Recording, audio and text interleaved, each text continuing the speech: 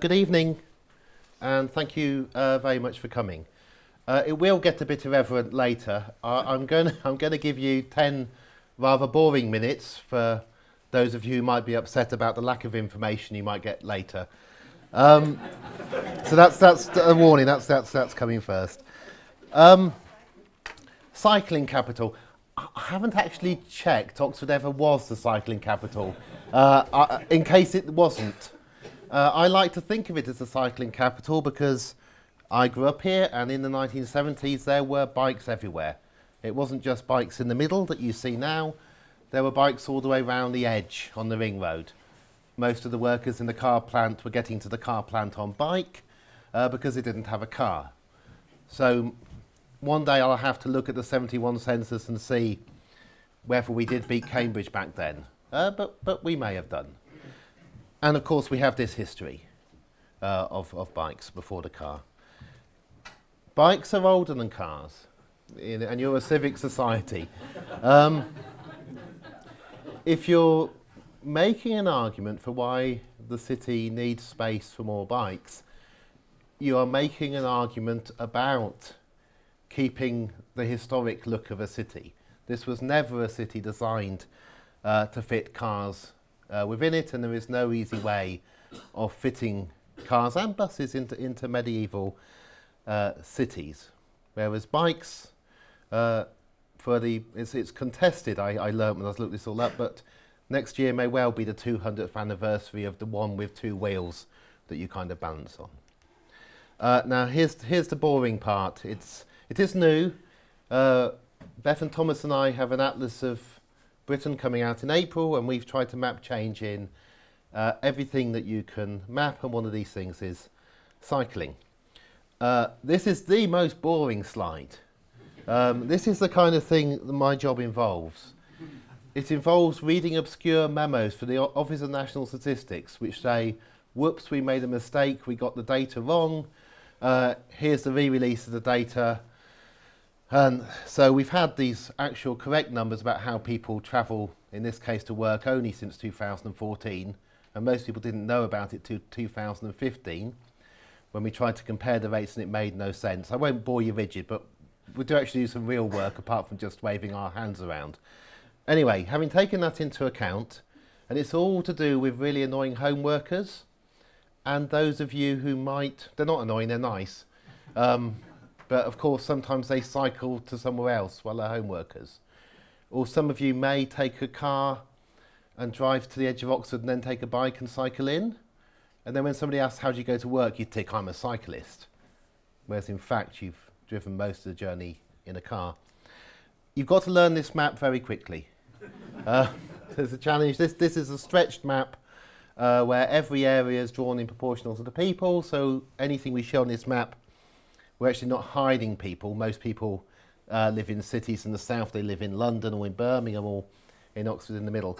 And I'm going to show you the rate at which people cycle in each area. Now this is the rate for the entire population, not what you see for commuters. It doesn't include school children in England, but it's a pretty good estimate of the entire population from the census. And it's not high. This is central London, and this is the kind of Hoxton, trendy, hipster part of London. And there you're getting 5 to 14%. This is our rival Cambridge, which is beating us, and there we are. This is Bristol, this is Exeter, this is down Southampton. For most of the country, particularly out of London, you're looking at less than 1% of people are cycling. So one reason for increasing cycling here is because it is actually not high anywhere else, and it would be a good idea if more people cycled. In the Netherlands, half the population cycle or walk to get to work. 25% of pensioners are cycling, whereas in the UK it's 1% of pensioners. I've only got two tables as figures for you. This is the league table. So the winner at the moment is Cambridge, with almost 14% of the population cycling, another 7% on foot, so a fifth travelling fairly healthily. Our next competitor is the Isles of Scilly. There's only 186 of them, so if we let down a few tyres, around about April 2021 before the census is taken. But anyway, there is a quick win to second place and then a rather more difficult climb to be done to beat Cambridge. But it's not insurmountable, but it's a big gap. And behind us is Hackney. And I'll show you in a minute how fast Hackney is catching up. And it really would be an embarrassment to be beaten by Hackney. Then there's York, and the good news is York's on the way down. Well, only for us it would be good. And you can see the rest of the list and some idea of the rates and the absolute numbers, which are not huge, really, compared to European norms. Here's the change, and this is really the important thing. All these red areas have had a fall in cycling, okay? Because in some ways London and other ways Oxford are kind of ahead of the times. In much of the country, many families have only just got their second car. They had to cycle before. Also, people are not letting children cycle now in the way we used to cycle. So you see this every October when they turn up here. And the reason why they can't cycle is because it's the first time they've cycled in their lives. And then it's wonderful we've got all the overseas students, but of course it's the first time they've cycled on the correct side of the road in their life. Anyway, you're seeing falls across most of the country. Luckily, the rises in London, which are dramatic, and the small rise in Oxford and the bigger rise in Cambridge and a few other areas is enough to mean nationally we have an overall rise in cycling. But it's not a good national picture. I think we're going to get, this is the last table. And so Cambridge up 2.2% in a decade. Isle of Scilly's up 1.4, but that's only a couple of people. We're only up 1.2, so we're not doing well. Hackney, 4.2% rise in just a decade, which is why they're on course. York going down. And if you look across the line from Oxford, you'll see a 2.4% drop in car use, matched by half of that is an increase in bikes and an increase in walking. Mustn't forget walking. Everybody's a pedestrian. Not everybody's a cyclist, not everybody's a car driver. We're all pedestrians and we keep on forgetting walking. At this point, I will not say anything else about walking and really annoy anybody from the Pedestrian Association. And of course, walking is actually better for you than cycling because it uses more energy. Cycling, I'm afraid I cycle and you can see the effects on getting thin. I would do better to walk, but I'm an impatient person. Enough numbers. Let's just show you the north of England to make ourselves feel good. So quickly learn the map of the north. Got that? Good, you like my students. Very good. Quick. And now, it's York. Okay, that's Hull, which used to be good and is flat. That's Edinburgh, where maybe the tram tracks will put people off. And all of these, this is Leeds, Bradford, Sheffield, over to Manchester, Liverpool. Less than 1% of people. So the country which thinks it's got a cycling revolution has actually got a cycling revolution in the same part of the country which swung to the Labour Party in May 2015. Which was central London. And you can get things very, very wrong if you just judge things by what's happening in Oxford, central London. You need to go to Nuneaton and ask who's using a bike in Nuneaton to see it. Last map is coming up. Far too much text about the numbers, but nationally it's gone from 2.4% to 2.6%. Because of those increases in the 20 areas, you can add another 0.1% if you include all the people who mainly work at home, who occasionally cycle on the bike and so on. But we've got small falls in many, many areas, and faster falls I'll show you in a minute. Here, for some reason the East Coast is really falling quite fast, and that is people getting to be able to afford a car for the first time or two cars for the first time. And no rises in the north of England in cycling overall. So if you want a kind of social reason to try to increase cycling in Oxford, it's showing the way for other cities and what might be possible. The last bit of detail, it's quite remarkable I did kind of wonder whether people from Poland really don't like cycling, but I won't say any more about that. But that's the picture. And only a census can tell us this picture. Traffic surveys are not good enough to tell you about what's happening to biking in North Keviston and so on. Right. Okay, here. Now this is the one important thing. Get yourself a copy of Connecting Oxfordshire Volume 4. Who's read Connecting Oxfordshire Volume 4? Great, we got a few people. Okay, so you will be normal to get yourself a copy.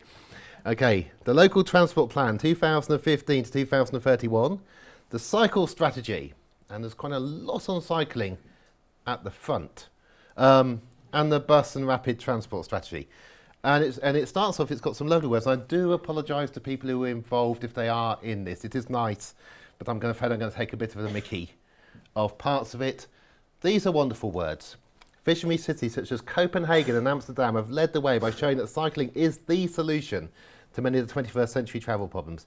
We aim to go further. This is Oxfordshire. This is the official plan for Oxfordshire. We're going to go further than Copenhagen and Amsterdam and demonstrate that cycling can transform travel throughout Oxfordshire, not just Oxford, Oxfordshire. This is the county, and not just in and around the city. And we're going to include disabled people on bikes that disabled people can cycle, which is brilliant if we do it. And that's the worry when you read further. So, and there are nice pictures. There are nice pictures in there, except because I know about cycling in the countryside, and I'll tell you why a bit later, that is what you don't want to cycle on in the countryside. That is absolutely awful to cycle on, compared to, some of you can perhaps guess where I have spent 10 years cycling in the countryside, but it was a bit nicer than that. 13 pages on cycling, 71 pages on buses, 13 pages on cycling at the front. I kind of call it cycle wash. It's like green wash. And the serious stuff is the bus stuff. And in a way the car stuff. And you get the feeling that whoever produced this report, and I honestly don't know, it's a official report, knows that they're supposed to talk about cycling, but their heart isn't in it, or somebody's heart isn't in it. But it could be in it. And there's a way in which they could do it which would be really, really, really cheap. And I think we need to do things at the moment that don't cost anything. Because we don't have very much money. Now here's the key, and this is what's promised in this report. By the end of the tax year 2015-2016, so how many weeks is that? How long have we got? Okay, got about 6 weeks. So write a letter to Ian, whoever's in charge of the county, with your suggestions. He's got 6 weeks to not break the promise. By the end of the 2015-16 tax year, the county will identify and complete the first CPR route. That is the cycle premium route, including at least one audit of the route. The route's going to be audited in 6 weeks, this one, which as far as I know, has not yet been identified, with users, and there will be subsequent detailed design work of the route. And here's the words, you're going to get sick of these. A cycle premium route has to be safe, it has to be direct, and it has to be well signposted. So that's what actually has to happen. That's on page 6 of the county report. To be followed, what gets even better, the promise, by the completion of another 3 cycle premium routes by the end of the 2016-17 year. That's only 13 months away. And a costed plan for 3 more cycle premium routes. This is safe, direct and well signposted routes to be delivered in 2017-18. That's 7 routes within just 2 and a bit years that we're going to get. And as far as I can tell, as yet, none have been identified. So the question is, where can we put them? And how should they be? This is a bit jokey, and I do joke about these things, but something's going to go wrong there soon, if it hasn't already. I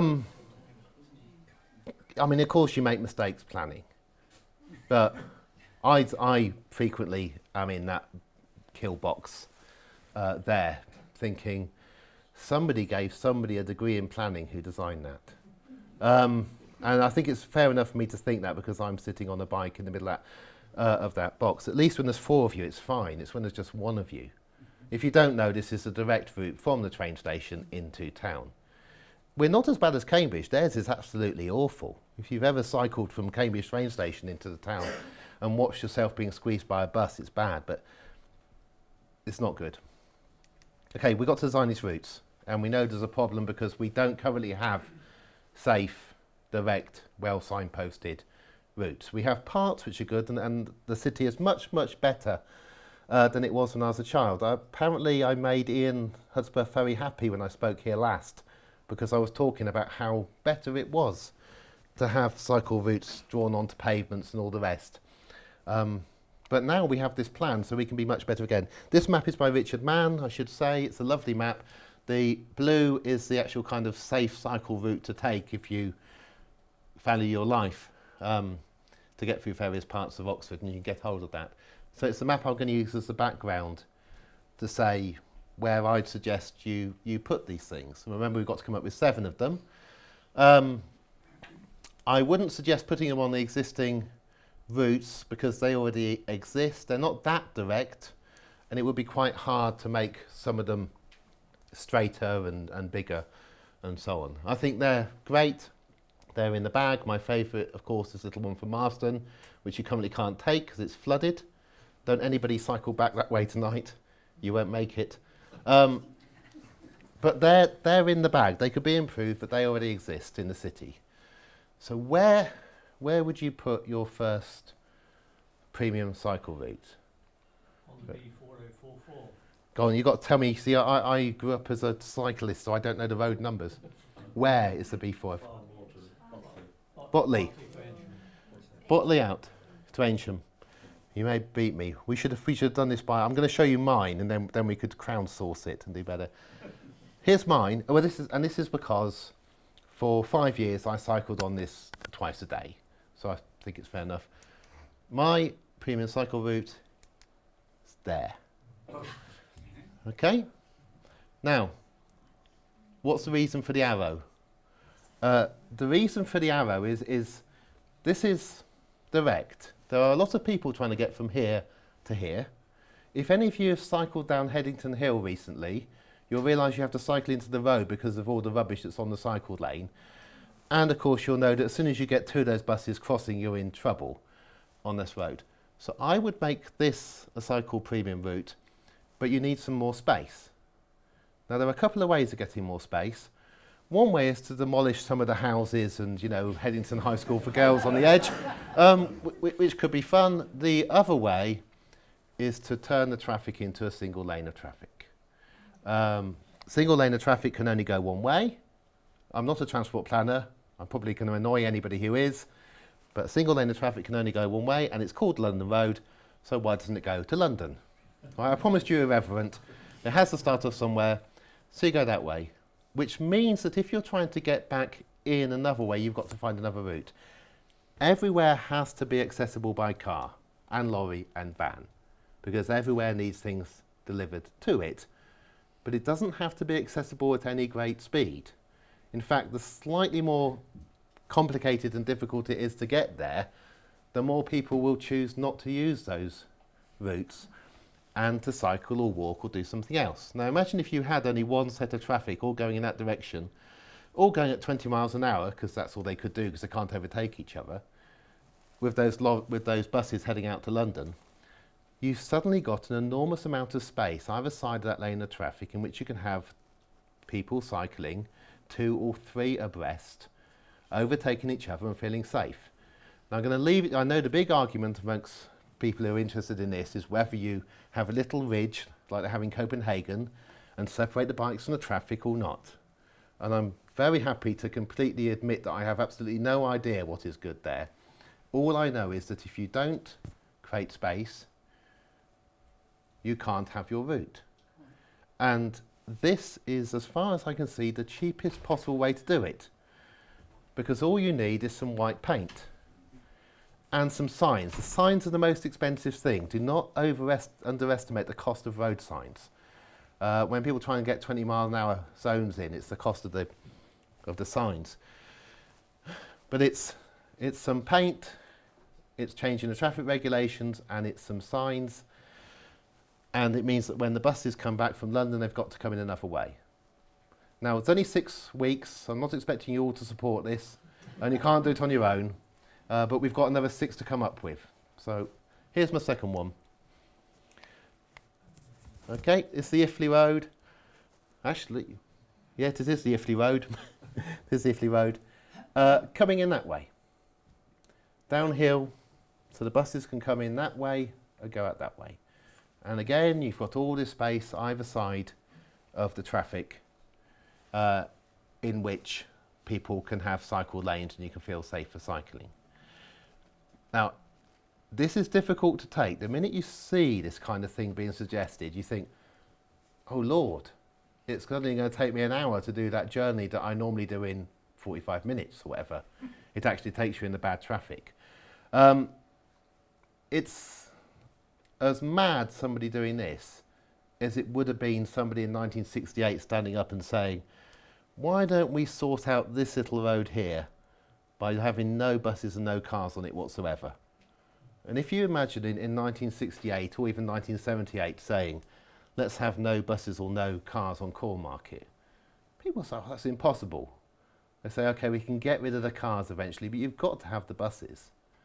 And then they'll say, and you've got to have a free market in buses. You've got to have as many bus companies as possible, which we had. And then eventually, I don't know what happened. I left the city. I come back, I find you managed to get the buses out.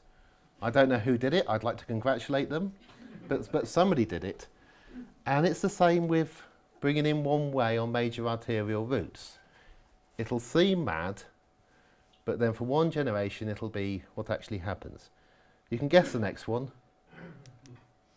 Okay, Abingdon Road, going south when there isn't water on it.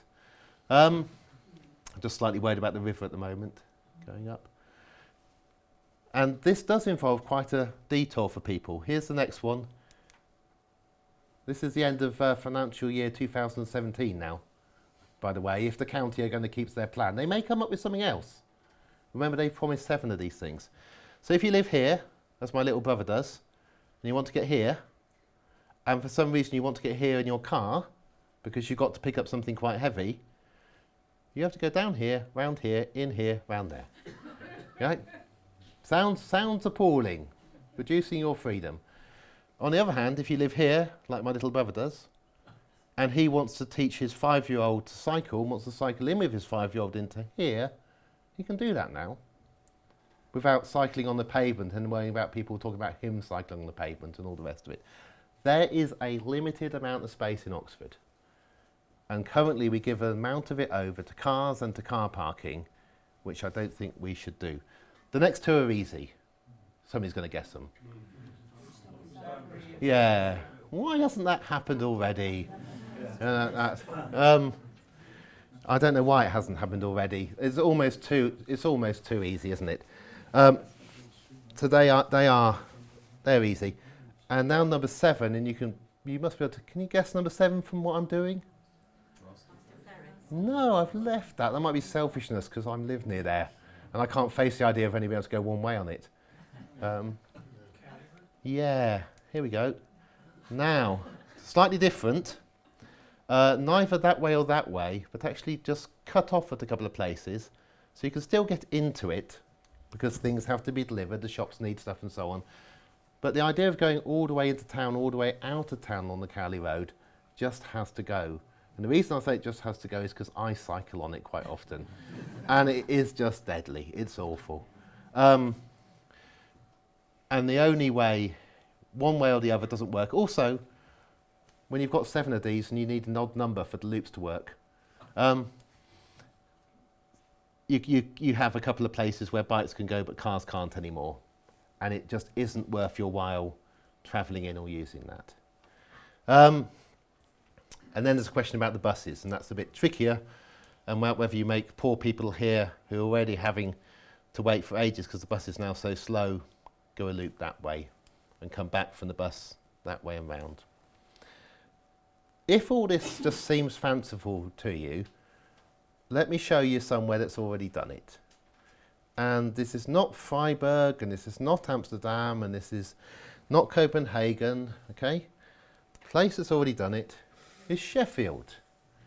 And the trick in Sheffield is to make the arrows really small, okay? Right, can you see them? They're really little. Right. And then it doesn't look at all frightening. It took me a very long time to work this out for 10 years of living in Sheffield.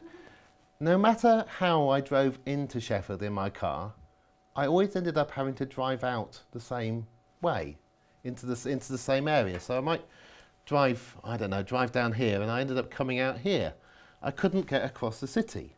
They'd also put, you remember me talk about the Cowley Road, you see these little black lines? There's quite a few of them. That means your car can't go that way.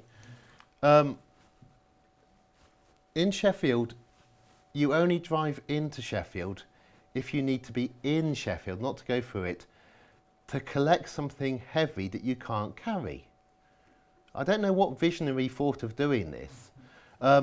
People in Sheffield are completely used to it. You go round the ring road, round the middle of the city, and this is a very, very dense area in the middle of the city. This is 500,000 people live in Sheffield. So what's that, twice Oxford, more than twice? And the middle is densified because all the new flats have been built up there, and there's 60,000 overseas and home students are in there, 60,000. So it's a very great number of people, just like Oxford. But it exists. And of course they also have trams. I'm not going to say anything about trams. I quite like trams, but trams are quite expensive and they solve it for a few people. When you really want trams, remember, this is no money. This is a bit of white paint, a bit of will, some signposting, and convincing people who think the world's going to end if they can't do that. Now, what would happen? What would happen to Oxford? Why are you doing this? Why would you want to make cycling safer? You know, it's a bit healthier for people. It would be great if there weren't quite so many cars. It would make it easier for crossing the road for pedestrians. It will certainly make it safer for students. But what's the point of doing it, really? And it isn't just to make things slightly more pleasant. If you did have a city in which those main arterial roads were not killer roads, which they are at 30 miles an hour, if you're over 65 and you cross one of those roads and something hits you at 30, you've got about a 47% chance of dying. If it hits you at 20, you're probably going to survive that. And there's my little cut-off for the Cowley Road. There's little arrows. It's what else changes in the city in which people will feel they can cycle. Because many other people start to cycle, and in particular children. Parents will not let their children cycle routes that they don't think are safe. So okay, Charwell does particularly well and is school with one of the highest rates of cycling in the country. It's because it's on a cycle track. And also because the traffic's so bad that parents can't face sitting in it trying to get there. But let's have a look at the schools of Oxford and just think what could happen in future. Because Oxford has lots of problems. Oxford has a housing problem, which I'll talk about briefly a bit later, but it's got a problem with its schools. Oxford has a degree of educational inequality between its schools that is possibly the largest in the whole of Europe. Between the destinations and what happens to children in the most privileged schools and what happens to children in the least privileged schools. I'd be very interested if somebody can come up with a city where the bottom quarter of children by outcome falls so low compared to the best off quarter of children by outcome. Now there's all kinds of things you can talk about and think about doing. I quite like the idea of the State Schools of Oxford being a single school with a single senior management team. It would then make sense to have a senior management team to me. And if it was a single school, you can move the teachers between the sites. And lo and behold, you would suddenly find that the teachers here were not mostly under 24 years old as far as I can see whenever I visit. And the teachers up here were not in their 30s and 40s, where it's a little bit easier, because every so often you move a teacher from here to here and so on. But that's the teachers, and this is a long way in the future. But what about the children? At the moment, children, it only makes sense for them to go to the nearest school because it's not safe. But this is only 2 miles. So supposing children could actually move between sites, then you could think of not quite so rigidly allocating children to schools in the way we do, which any of you who are parents of my age, you'll know. There is a £100,000 house price hike at every catchment boundary. Yeah, that's what's really happening. And the catchment boundaries aren't really the catchment boundaries. The catchment of this school is the entire city. It doesn't need a catchment boundary. 28% of children, just 1,000 children getting 5 GCSEs A to C. If we go forward, there's Gregory the Great's, which I think used to be St Augustine's. There, I've put the other names. All the schools down here had to change their names since I was a child. But Gregory the Great's, 47% 5 GCSEs, 1,257 children just there. There are spaces here. Spires, 739 if you believe the Oxford Mail. And the rate averaged over 4 years is 58%. It's not bad, but it's enough to frighten quite a lot of parents. There's our Cheney. It's only 1% higher. No wonder these two are rivals. But look, it's higher than that, so it's now 1,400. 1,400 children on the same size plot as when I went there, as half as many. You know, it's quite staggering, and the babies of Oxford are all born down here. Right. Let's go forward. Oh, sorry, go back again. Just about to add, Cheney very cleverly has got Barton Parks in its catchment area. What is it? I've forgotten how many flats and houses. It's just a lot. Yeah. And those children, they've got to somehow squeeze onto that site. That doesn't really work. There is the Charwell. This is my one. This does annoy me. I'm absolutely sure it was Charwell when I was growing up. If I can achieve anything in the next 20 years in Oxford, that is going to go. If I take the mickey enough, you think they could even have a uniform. Well, I don't like uniforms, but anyway. The Charwell, 1,867. Slightly ridiculous. Right? We know why. I mean, this is with chucking kids out at 16. 72% get 5 A to C's. If you don't get 5 A to C's in Charwell, you don't stay there at 16 because it's an academic school. And I'll try not to get myself in trouble. There's going to be a new free school. Thankfully, it will not be the Toby Young free school. Could be down here, which would be interesting. I just have a feeling it's going to be there. We had to find out soon, because how long they got to build it? They've got about 18 months. So presumably they have identified a site, or is the site still not public? We don't plan anymore. It's a free market. You know, it's great. People have babies, they have children. You begin to work out you're going to need another school, and then you make parents bid. Anyway, there may be another school somewhere here. There may be a school down here. And lastly, we've got one more. There we go. Apologies if I've missed out. I'm only doing the state schools so far. Apologies if I have missed one out that I should know about in just the secondaries. Now, and Matthew Arnold, of course, is the winner, interestingly, which might explain why Charwell is. You've got to get 4 Bs and 4 Cs to stay in Charwell. It's a new kind of cut-a-slow wall, but I don't want to get myself in any more trouble, but it's unnecessary. And it's all about the catchment. Now, the catchments can be defended because it makes sense for the children to go to the nearest school because it's not safe for the children to cycle further. But make Oxford safe to cycle, and if you wanted to be really radical, you can do what they do in a really radical place. The really radical place is Brighton, and you could do a lottery. It would, of course, destroy the housing market of part of Summertown. The house that I have a huge mortgage on, I would instantly have negative equity. But I'm a fool. It's the price I'm worth paying for a more equal city. But none of these kind of things. I'm not saying this is a good idea or a bad idea. What I'm saying is at the moment we have a city in which the children of the city are trapped in various quarters because it isn't safe for them to move around. Let alone the pensioners of the city, let alone the cyclists who are more timid cyclists, let alone those students who won't go on a bike, because they don't feel it's safe. Now there's one problem: if you're going to move all these children around, let them move around. You could just let them move around between lessons. You know, if somebody wants to run Russian A level, you can only run it in one place in the city. And if you want to say the Charwell is the academic school, fine, but let somebody who wants to learn Russian cycle up and do it in the academic school. But it's a bit far. I mean, what you really need is a hub school. So the question is, where is the hub? And there's a terrible school which is doing very badly. Its rate of GCSE passes is 0%, and it's the hub. I'll show it you. It's just there.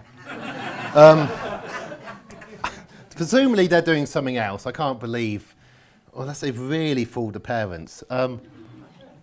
Officially, Oxford Mail, 0% of children get a GCSE at Magdalen. Only 869 children, which is probably quite a lot for a private school, but is. And I think I've never met, I think it's a him, I don't even know it's a him, but apparently the head of Magdalen is quite progressive about wanting to work with state schools. I don't quite know how progressive, but willing to give up a bit of bike parking space and so on and help my new idea of moving things through. My reason for worrying about cycling is not to create my new Maoist-Leninist vision of education in the city. It's just that, well, it might be, but that's long. It's just that so much is simply not possible while you have this kind of gridlock going on. Let's talk about Oxfordshire, because you might be annoyed that I haven't done that yet. Here's, and this may be the fun bit, and I'm going to zoom through so you can ask some questions.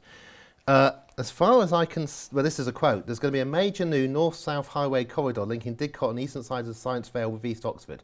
You may have missed page 48 of the report. This is wonderful. Potential new road link and Thames River crossing. There'll be bus priority on it, so it's all kind of a bit green, but there'll be a lot of cars. Bus priority means there'll be something other than buses. Running between North Didcot past Culham Science Centre, connecting to B4015, and here it is. So if you look, and this is from the plan. It's page 23 of the plan, and 45 describes it. So I don't know how many of you who've read the plan noticed this. Did you? Anybody can put their hands up? It's a very faint little blue dashed line. You didn't notice? That's a road. It's a new road. There's another one. Now I kind of think somebody's thinking that, but maybe not. But maybe they are. And the fun thing for me, because I don't particularly like roads, I don't think adding another road actually reduces traffic. We know what's happened in Newbury Bypass. It actually didn't help, although it did educate a very large number of young people in how to do protest, which is what they did. And what's wonderful about this plan, you see one here, presumably to be built at the same time, is I live here and I've got a garden, and George Monbiot lives here and he's got a garden, and there are other people here who live in a garden, so you can put a tent on the garden for the young people who are going to want to put themselves up in trees and things and stop the diggers. And we've got an opportunity, because Newbury was actually quite hard to get to and it was a bit tricky to be in a camp in Newbury. And if you remember, Cambridge had the M11 protesters. They did dancing, and they danced in dresses on the M11 motorway while quietly had a pneumatic trigger underneath the dress. Oxford has never had a chance to beat the M11 protesters at Cambridge or the Newbury Bypass, and this gives us time. I'll stop being irreverent, but roads don't help. You know, it's as mad as saying you're going to put a tunnel underneath the wine cellars. For that. But what's in the plan? Forget what's actually in the back of the plan, which might be the real plan. Go back to those first 13 pages of the plan. Right? Cycle super routes, even better than cycle premium routes. These apparently also have to be safe, directed, well signposted in and around Oxford, and there is some talk about Science Vale and so on, but not much about where they're going to be. So I'm going to be really quick. Here's my suggestion. And it isn't what you might expect, because it's not from the ends of the one I said earlier. It is from the ends of these current cycling routes, but the key thing is it's heading off into the countryside, because there's no need to put a cycle super route next to a main road in the countryside just so you can maximise the exhaust intake of the cyclists. In New Zealand they've measured this. You don't have to put bikes very far away from exhausts not to do that. Why you might think of doing them there? Well, it's pretty. This is the Peak District. The Peak District outside Sheffield is covered in these This is a proper surface, not like that rather sandy, nasty surface in the report. The ex-railway lines are even better and flatter. You can cover a countryside area with routes that are only for cyclists. It is very green, very nice. That's the kind of thing you're looking at. We're never going to get the Derwent Dam, you know, but we have got Blenheim. I mean, there are actually quite a few nice things you could go to. There are actually quite a few swanky manor houses out there. I was looking on Google Earth thinking, where would you put this? And now this is for fit, young, probably men in the main. But, you, I know. Who lives where? You'll see the line is drawn very roughly, but here's the key thing. And this is tongue-in-cheek slightly. But one thing I miss from the north is not being able to take my kids out and cycle in the countryside safely. Cycleways and paths have to be direct. It's a real effort to cycle another 5 miles because somebody's decided you've got to have a loop around the Rothschild estate. Right? It really is annoying. On a car, okay, it's a bit annoying, but you're not physically doing anything. Whatever you do, and this is 20, 30 years in the future, you have to go straight from one place to another if you want people to actually use it. These kind of things now radiate out of Copenhagen for 20 kilometres, 30 kilometres into the countryside. But they are so far ahead of us. Let's zoom forward. And of course, the other reason for doing this kind of thing is it allows you to have more housing. Not much more housing, but a bit more housing, because we can't have much more housing at the moment because we couldn't cope with the cars. But if you can make it a more cycle-safe city, then you can have a bit more housing on the edge. This is the 1948 plan saying why we couldn't have housing. All these hashed areas are areas where you can't have housing. Last audience participation. Anyone you want to guess why no housing can happen here, here, here, here, particularly here? What was the reason given in 1948? Wasn't the green belt then? University. It wasn't university. It's not flooding. Flooding's another colour. No. Okay. Anybody else? No, it shocked me when, okay, here's the reason given in the plan which they originally constrained Oxford to the shape and size it is. In the key. These were areas which cannot be economically supplied with the following services. Sewage, water, electricity or gas. That was the reason for constraining Oxford to the size it is. Or the reason that was given. There was an earlier 1927 plan which was much bigger and circular, but I don't think it applies anymore. That's all I'm saying. But what does stop you having some houses on the edge outside the ring road is a lack of a safe way for people to cycle in, because you can't add any more. The buses are saturated. You can see that at Carfax, and you can't add any more cars. Lastly, a couple of things about cars and then we'll end. I do drive my wife's car. People might say, what are you doing about cars? And I've talked about other countries and what they do in other countries, and it shocks me what we don't know about other countries. You're most likely to die in Oxfordshire if you live in a rural village. Actually, the children are the very affluent who have the highest rates of car deaths, and this is the thing most likely to kill young people in the county, between the ages of 5 and about 25. So if you want to learn what they do in other countries, they fine people according to their income. Daily Mail reports this. Finnish motorist, £80,000. A man who did 3 times drive his Ferrari through a village in Switzerland at 85 miles an hour, £180,000 fine in 2010. But the biggest was only 2014, €500,000 for a footballer driving in Germany without a licence. And he paid it without complaining. Now, he was fairly well off, but he knew there was no point in complaining. All I've been talking to you about is about what might happen in 20 or 30 years' time. Within the city, we could do things faster if we wanted to. Getting to a point where we say that certain forms of behaviour on the road is this intolerable will take us longer, but all we need to know is that it is normal in the rest of the mainland of this continent to do this kind of thing, and it really does alter people's behaviour. We did do a little bit of this in the 1970s, and it's all gone. And lastly, so please think of some questions. Thank you to those of you who I emailed. So I tried not to make a complete fool of myself about not knowing what the plans were for cycling. And if you've got very good eyesight, you can read the proctor's notice asking the young gentlemen of Oxford, the young students, to be somewhat careful about their parking of cars in the city in 1968. Thank you very much for your attention. Please ask me a couple of questions. We'll finish at 8.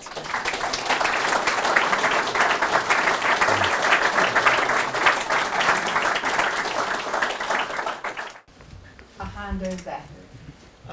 Oxford is a log jam of vehicles at the moment, and there needs to be a better solution for everyone, and there needs to be a better vision for what kind of Oxford do we want in the future. You know, one with a good economy, great universities, everyone's happy, the air quality is good.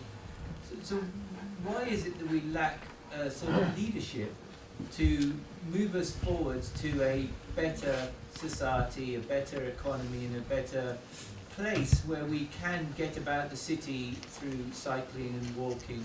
Because if you build greater infrastructure for vehicles, it just fill up with people living in a cheaper, out-of-town location, still wanting to get in by vehicles. So greater vehicle capacity just won't solve the problem. So why is it there's a real lack of vision and leadership in a holistic sense to combine health, air quality, environment, economy, social inclusion, and all those things together in one overall vision? It's an interesting question, and it's funny coming back and sort of seeing and asking, you know, what's happened and why haven't things happened compared to places where they have. I think we've got the wrong boundary. I think the boundary needs to be bigger. So there is one person leading a council and a set of councillors of what is actually part of the city. Doesn't include Matthew Arnold, doesn't include Kidlington, doesn't include the area where you could expand.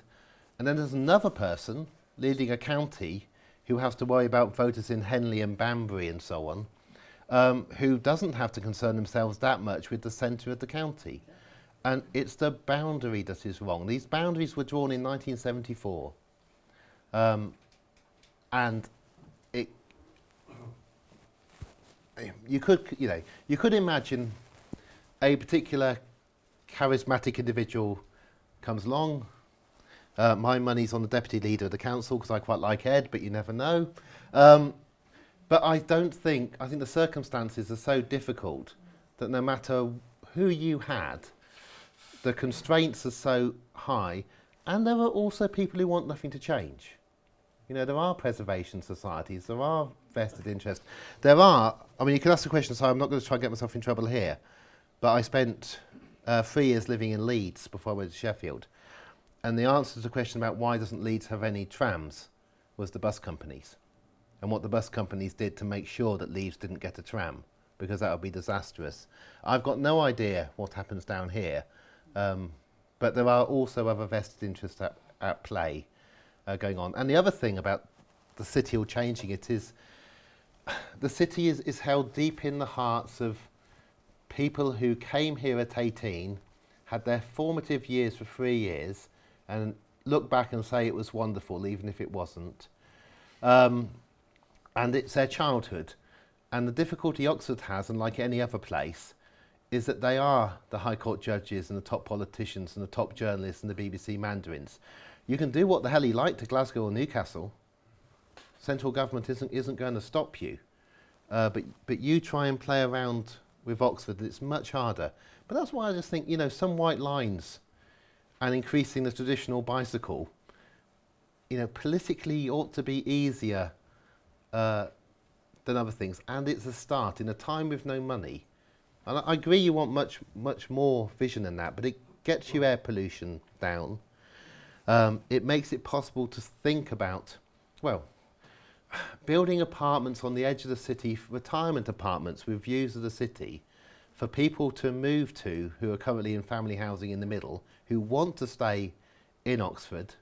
I'll get myself, this morning, this afternoon actually, I was up on Hinksey Heights, looking at the view from Hinksey High golf course. There wasn't anybody playing golf as far as I could see.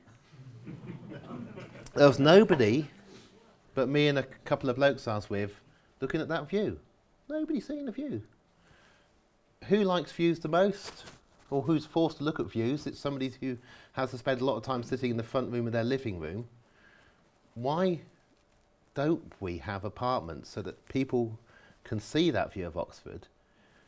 And like 25% of Dutch pensioners, it's a nice shallow slope actually cycling into the city. It's only a mile, less than a mile. You do need to build a little slightly raised cycleway to get over those floods. Okay? But you could do that very artistically, and I concluded at the end of my fantasy, you could get rid of those power lines, and it would be better. This gentleman. I should declare my interest. I'm a pensioner and I cycle a lot. So I live just off the Iffley Road. I would love there to be much better, wider cycle lanes both sides of the Iffley Road. But I confess I also quite often get the bus back from town out along the Iffley Road. Yeah. I wouldn't like it if that now takes me half an hour because it has to go out to the Ring Road and back in again. Yeah, you'd have to go in a loop. You can't have both. This is the problem. You can't have both. So you need to look at the number of people who can be on buses and the equivalent number of people every 1 hour who can go up and down on bikes.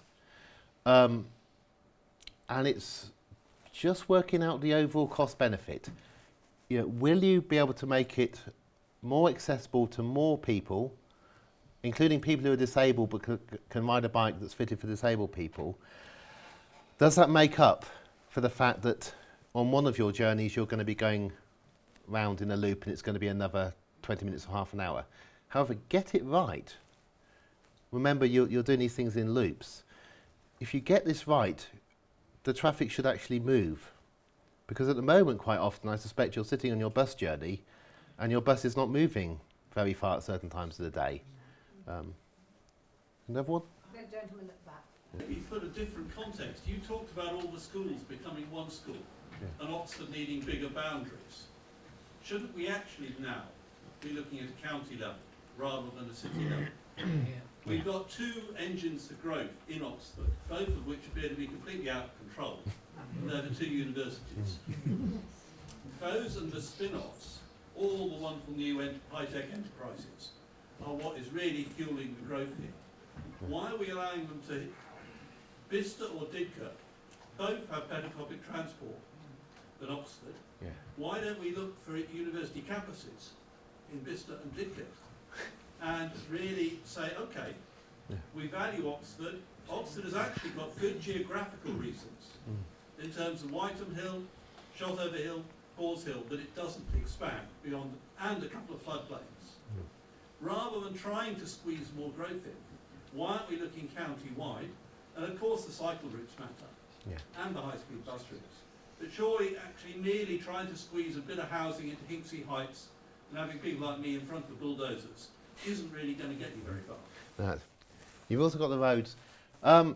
Oxford is incredibly small for the largest town between London and Birmingham. And it's small because it was constrained since the 1970s. You've got to ask yourself what size city makes sense. The problem is it is not an ever-expanding one. So what I like about cycling is it limits your sprawl.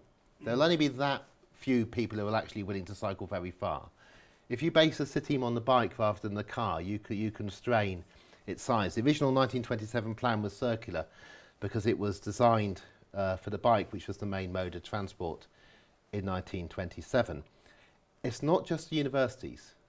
The hospitals are a massive growth industry because of ageing. The county is actually filling up with old people who are moving in to the rest of the county. We've got one of the biggest rises in population is the elderly coming into Oxfordshire. So, and it's not just the hospitals, it's also publishing, and it's not just publishing, it's also Formula One, and it's not just that, it's, you know, what's left of that car factory of 3,000 workers is producing 1% of our entire manufacturing output of the country, which is the Mini. And that's before you get onto the nuclear things and the rest of it. You can't do everything here. But we've just opened up a second train station so we can also provide a home to Harley Street doctors. And we've also allowed a housing boom to get out of control in London to the point it makes sense for people to try and live here because it's cheaper than London, even though the ratios are higher. so that there has to be a limit, but this is a very, very small city of size. I mean, what I'd like to see for those cities is fast, rapid transport on the railway. Every 5 minutes, a train from Didcot, a train from Bicester, so you really don't feel, you feel like you're in the same place. And I think that's the way to connect those, but that requires some serious planning on what you're actually going to do before you electrify that line, which is about to happen in the next few years. But I'm not a planner. This is the question, though, is why hasn't Oxford and Oxfordshire used planners? Right, we've just got one question there. One question there. One gentleman at the back up there. So there was a hand raised over here. Nobody? Right. This gentleman's here with the blue. Could I take you back to basics, Andy? You talk about this taking road space to put cycles on, and you're saying that the traffic goes in one direction, but the cyclists surely go in both directions. Oh yes, they're going both. They're going both either side. Everybody picked that up because someone was talking about cycling out here and then going round the loop on the back. It's a two-way cycle. Yes, it's a two-way cycle, one-way traffic. Right. Yes, sorry. Clear that up. Yeah. Everybody understands that. That's what Boris is doing in London. Yes. Two-way cycling. The second thing I'd like to ask you a question about really is, can you justify the expenditure? I know the principle's super, but the expenditure where, who's going to be using these super cycle routes during the middle of the day? Who will be going on them? Yeah. Women going shopping? Women. All right, okay. I've done a Danny there, I'm sorry. Who are the people who are going to cycle during the day? The peak hour, I see the problem. Students getting in and out and people going to work. But during the day, I think that the usage of these things could be quite small. How are you going to get past that argument? Well, in a way, if nobody wants to travel during the middle of the day anyway, it doesn't matter. What matters is what's stopping people travelling at the time they want to travel. Children have to get to school when the schools start. So if you can't sort out your transport system so the children can get to schools at 8:35, it doesn't work. Children will leave school when school ends. So whatever you do with Oxford, it has to work for those times. And then it has to work for the times when people are trying to get in and out of work. And it doesn't at the moment. I wouldn't mind if the whole of Oxford was empty in the middle of the day. However, I mean, there is one thing for the middle of the day, if you really want to know. We're a second-tier tourist site. Right? In the whole of the world, the middle class is rising. When you become upper middle class, what you do is you go and visit another country. And the place you visit is London first of all, and then Paris and maybe New York. And after you've done that, you go to the second-tier site. Second-tier site is Oxford. Oxford has no idea of how many more tourists are going to be coming in the next 10 or 20 years here. There's no way of stopping them, you know, unless we manage to kind of hide our history and pretend it doesn't exist. Oxford is not geared up for this influx of tourists that are going to happen, and this rise is everywhere. It's well worth planning for them because you can't stop them. I grew up here, so I have a sense of dislike of what it's like to push through crowds of tourists and language students. But it would be possible to move them, spread them around the city far more than we do. We could stick them on bikes that they could hire and go for a little cycle. We could charge them for hiring those bikes from the train station. And then we could charge them for the cream teas in my college when we open up the gates. And if we charge them for the cream teas, and every college, by the way, can have a sorting hat. We can all be Harry Potter, because none of them are. If you can charge tourists for the cream teas and the rest of it, you no longer have to rely on philanthropists to pay for the upkeep of the buildings. And that would be a much more pleasant situation to be in than the one I think many colleges are. And so the middle of the day, I would have tourists on hire bikes, maybe penny farthings even, in the middle. The gentleman at the back who put his hand up before. So many questions, Danny. That was really interesting. Thank you for giving us some insights. I'd like to just ask you more about these cycle routes outside the ring road, because very much the county's plans are for cycle routes within the ring road because whatever. But those cycle routes in particular are interesting because if you look at them, they're about an 8-mile distance away from the ring road, and that's the sort of distance that people are driving to get into Oxford because those cycle routes don't exist at the moment. you got any idea what proportion of those people who are driving into Oxford Park and Rides would choose to cycle? I get not many at first. So this is a slow, you know, this is 20 or 30 years. It's the next generation. It's next generation, but it's pleasant, it's different. This is something to do on a Sunday. I need some help from you lot because, you know, I've come back here. Whitehorse Hill, down there, has been worn smooth by the feet of people. Christmas Common. So many people walk on Christmas Common now. That it's crowded. What the hell do you do in Oxfordshire at a weekend? Where do you go? You escape, you drive out and you go to the Brecon Beacons. And part of the reason, you know, for this kind of thing is I think there are 1,000 lakes in the county. If any of you know, I won't say who they are because it was breaking the law, a couple of friends of mine who are now retired, they tried to swim in all of them. And apparently what you say when somebody comes up to you and says, can I help you? Apparently what people come up and say if you're a pensioner swimming in their lake is, can I help you? And the correct answer is, no, I'm perfectly okay, thank you. Now, I'm not trying to encourage the skinny dipping of pensioners in lakes, but Why not? well, you could do. It's just, if you look at the Peak District now, you'd never predict that the Peak District, because all the railway lines, which were beautifully flat, had to close because the industry closed. But of course you turn them. Now, we're not quite as flat as those railway lines, but it's pretty flat. And I just like to know what is in this county. And I'd like to cycle past it to somewhere else, rather than always be sitting in a car. This lady here.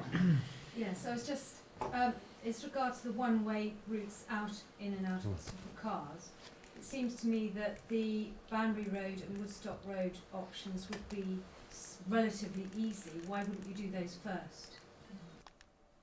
Good point. Yes, you should. It was just my loyalty to London Road. There's also a difficulty, and this happens with speed bumps and so on. More affluent areas always get everything first, and they've already got, I haven't told you my real revolution, I'll tell you that. I don't particularly like the ring road. There's a little bit of the ring road at the very top there that's quite pleasant, which is a boulevard of trees and slows it down and is safe to cross. You know, one day maybe the rest of Oxford could have. Yes, you'd start with that. It would make much more sense, and then it wouldn't seem as much of an imposition when you pick next. The other thing I haven't mentioned at all is what the hell you do in the middle there, because you have to be able to get vehicles there. Although you do not need the somewhat supercilious young man from my college who turned up at the start of term with his van and demanded to be allowed in to unpack his stuff. And I've never watched a college porter do a better job of explaining to a young man that there was no way that we were going to open the college gates for him to do that. So it's another form of education. But the middle at the moment, you walk around the middle of Oxford, New Inn Hall Street is where my college is, and just see the amount of vans and cars and people backing up. It's not pleasant. You watch people cycling to the train station. 2 buses come outside Gloucester Green, and kiddies, 18, 19-year-olds, are skidding their bikes in between 2 buses with just a metre either side. There's absolutely no need for it. But you never have 2 buses crossing. That's why you have a one-way system, because the buses are too big to fit safely in the city with the bikes. But you want to get there in a pleasant way. You don't want to annoy people. You do it bit by bit, but you have some idea about where it is you're trying to get to. What is it you're trying to achieve?